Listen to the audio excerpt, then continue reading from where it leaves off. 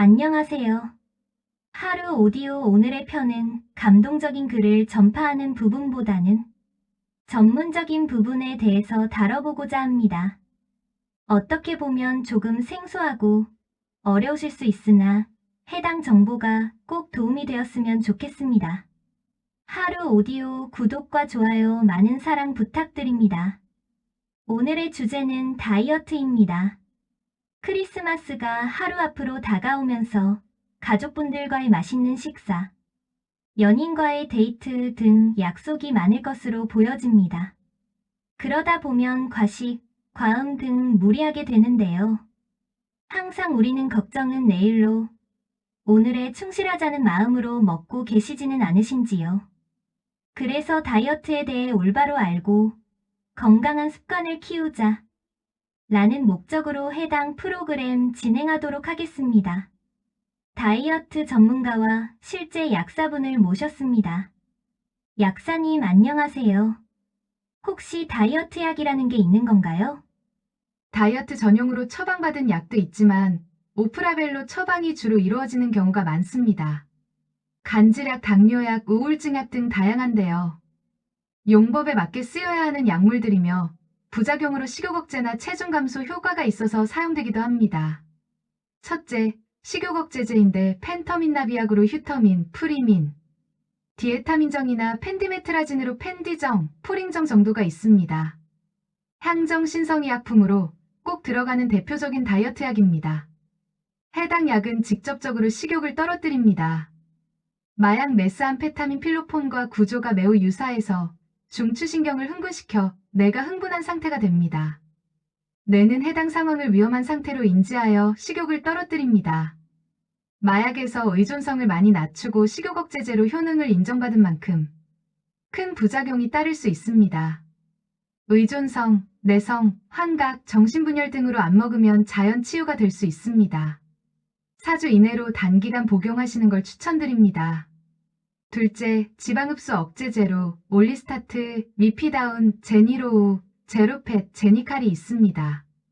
지질분해 효소 저해제로 췌장에서 지방을 분해시키는 효소인 리파제를 억제시켜 중성지방이 지방산으로 분해되어 흡수되는 것을 막습니다. 식욕 억제제와 함께 대표적인 비만약 성분 중 하나로 중추신경계에 작용하지 않아 중독 등의 부작용이 없는 것이 장점입니다. 청소년에게도 허가되었습니다.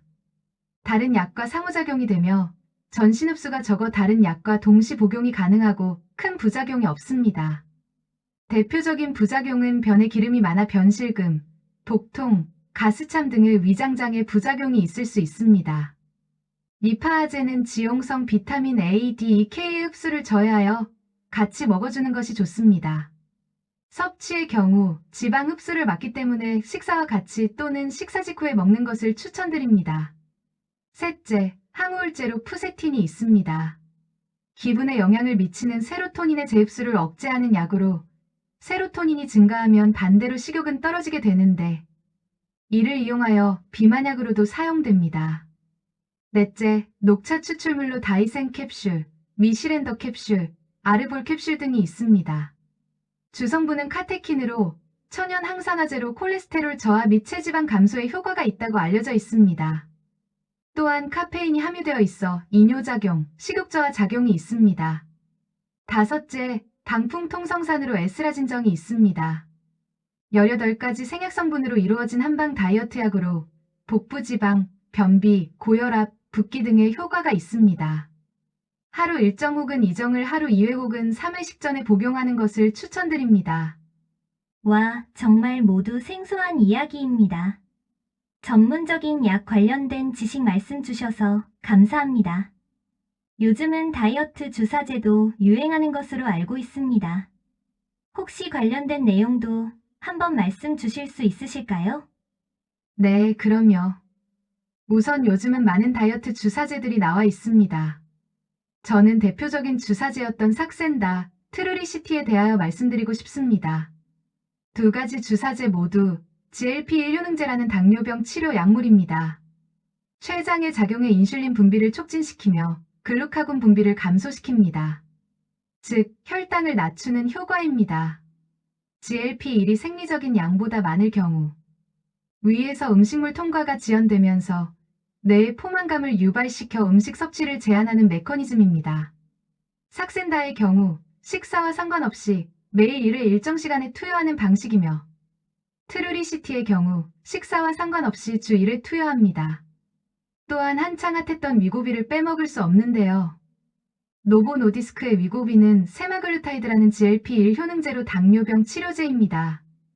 원래는 오젬픽이라는 당뇨병 치료제로 시판되었으나 체중 감량 효과가 뛰어나 위고비라는 제품명으로 출시하였습니다. 해당 주사제 또한 주 1회 복부에 투여하는 주사제입니다. 위고비는 많이 들어서 알고 있는데 삭센다, 트루리시티라는 주사제도 존재했군요. 약사님 아니었으면 놓치고 지나가는 내용들이었습니다. 이번에는 다이어트 전문가님께 질문드리고 싶은 게 있는데요. 패션도 트렌드를 타듯이 다이어트도 트렌드를 타는 것으로 알고 있습니다. 혹시 이 부분에 대하여 말씀 주실 수 있으신가요? 드디어 제 차례군요.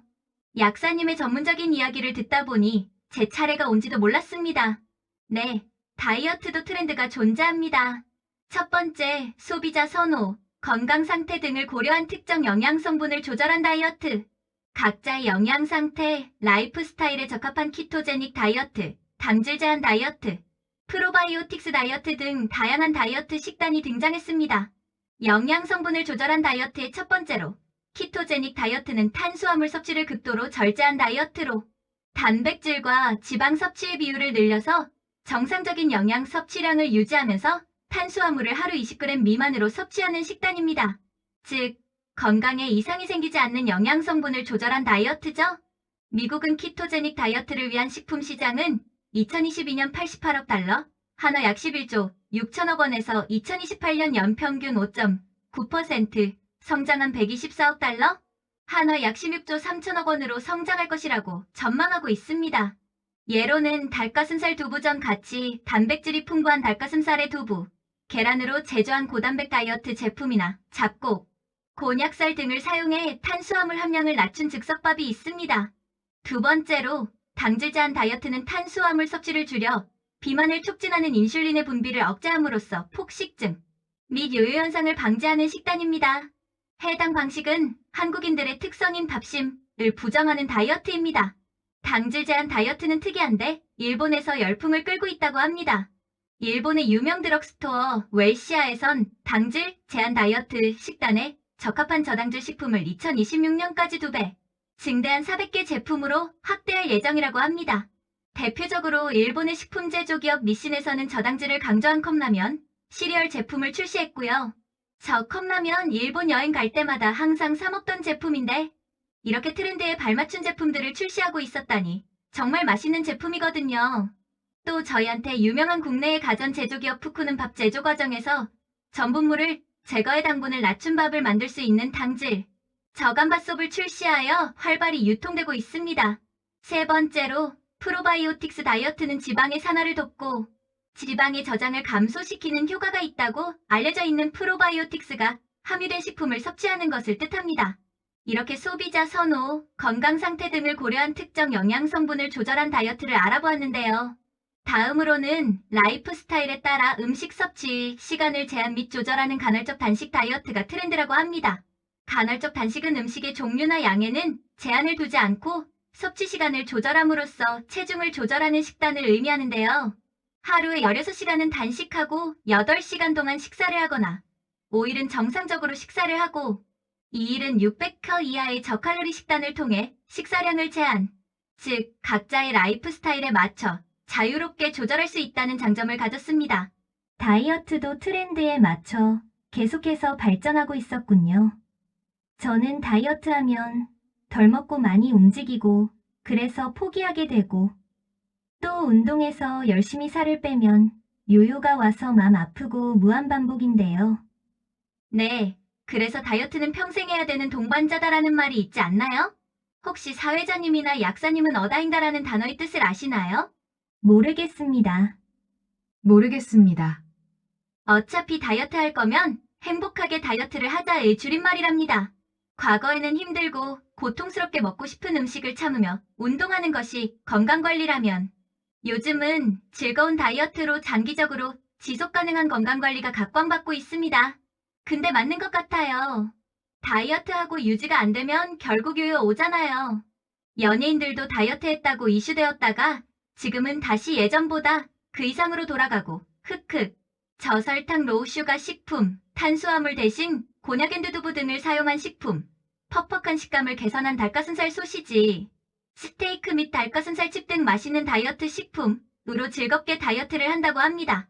곤약가루로 제조해 탄수화물 함량과 칼로리는 낮추고 떡의 식감은 유지한 곤약떡을 출시했다고 합니다. 그리고 이렇게 즐거운 와중에 마이너스 푸드 들어보셨나요? 칼로리는 낮추고 포만감은 올려서 먹을수록 살이 빠지는 식품이래요. 공기만 먹어도 살찌는 저에게 딱 적합한 식품인 것 같습니다. 해당 식품들은 체내 소화효소로 분해되지 않고 탄수화물 또는 지방에 붙어 흡수를 방해하거나 높은 식이섬유 함량 혹은 지방 함량이 낮은 대신 단백질 함량이 높은 식품인데요. 대표적으로 샐러리, 양배추, 오이, 브로콜리 등 채소류 혹은 단백질 함량이 높은 오징어, 닭가슴살, 두부, 참치 등을 구이, 조림찜 형태로 조리한 제품이 있습니다. 또 요즘 젊은 세대를 중심으로 맛있어서 즐거운 다이어트 식품이 있다고 합니다.